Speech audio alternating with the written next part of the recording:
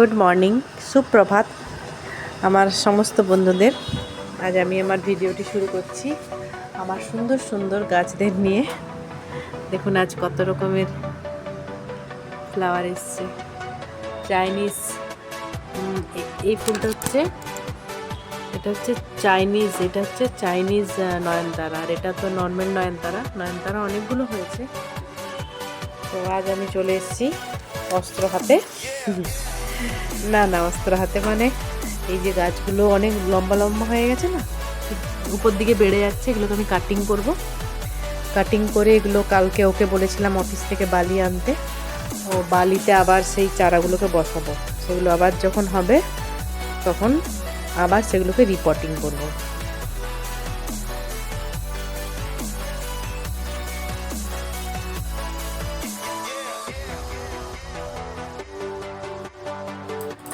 বালি রেডি, টবও খালি করে নিয়েছি অনেকগুলো, গাছগুলো রেডি। এবারে আমি আপনাদের সাথে শেয়ার করছি যে আমি কীভাবে এই গাছগুলোকে রিপোর্টিং করব, মানে চারা তৈরি করব। প্রথমে দেখুন এটা একটা হৃষ্টপুষ্ট ডাল, তাই তো? হৃষ্টপুষ্ট হলেও পাতাগুলো নিচের অংশগুলো আমি এইভাবে কেটে নেব।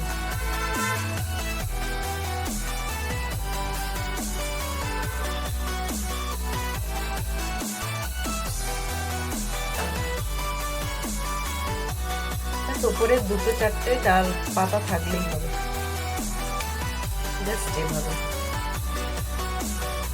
আর কিছুই না, এভাবে কেটে নেব। আর একটা অ্যালোভেরা নিয়েছি, অ্যালোভেরার পাতা নিচে, এই যে এটাকে আমি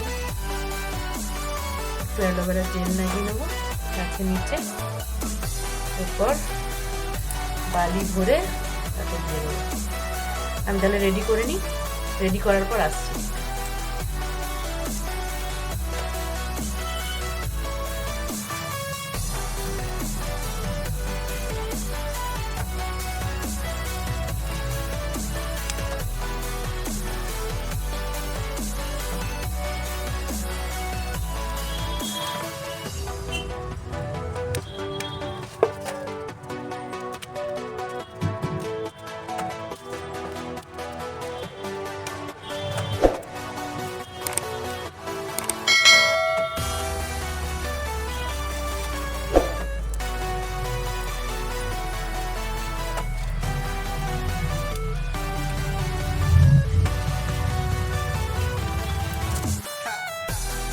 এটাই লাস্ট, কেটে নিলেই সমস্ত গাছের কাটিং আমার কমপ্লিট হয়ে যাবে। ছোটো গাছগুলো বালিতে রিপোর্ট করবো।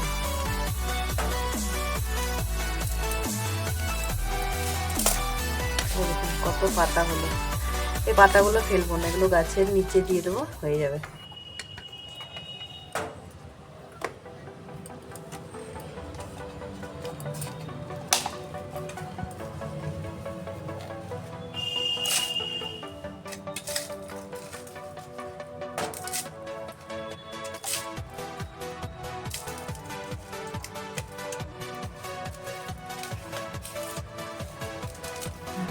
বালি নেওয়া কমপ্লিট। একটাতে দুটো তিনটে করে লাগিয়ে দেবো।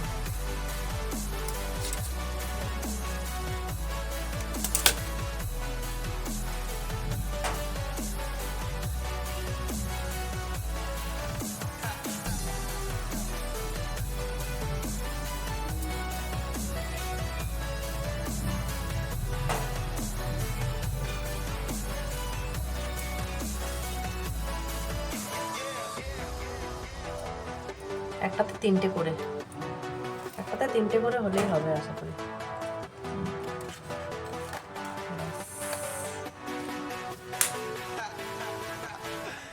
লাগিয়ে তো দিলাম, দেখা যাক কতটা গাছটা হয়। গাছটা হলে আপনাদের সঙ্গে আমি শেয়ার করব কিভাবে গাছটা হলো। এটা কিন্তু একদম রোদে রাখা যাবে না, সেমি সেট, মানে হালকা ছাওয়া হালকা রোদ এরকম জায়গায় রাখবো। ডাইরেক্ট সানলাইটে রাখলে কিন্তু নষ্ট হয়ে যাবে। আর বালি যেহেতু, হালকা জল দিলেই হবে।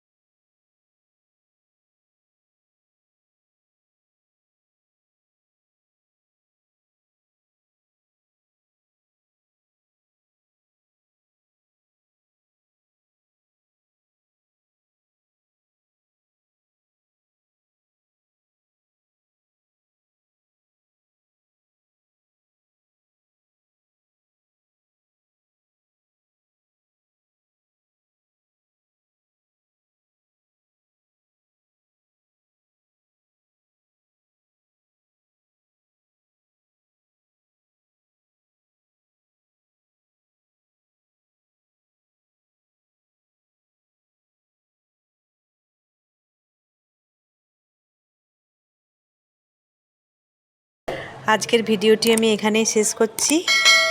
আপনারা খুব খুব ভালো থাকবেন। আর প্লিজ প্লিজ আমার চ্যানেলটিকে লাইক, শেয়ার, সাবস্ক্রাইব করে দেবেন। আর যদি ভালো লেগে থাকে কমেন্ট করবেন। আজ তাহলে আসছি, টাটা।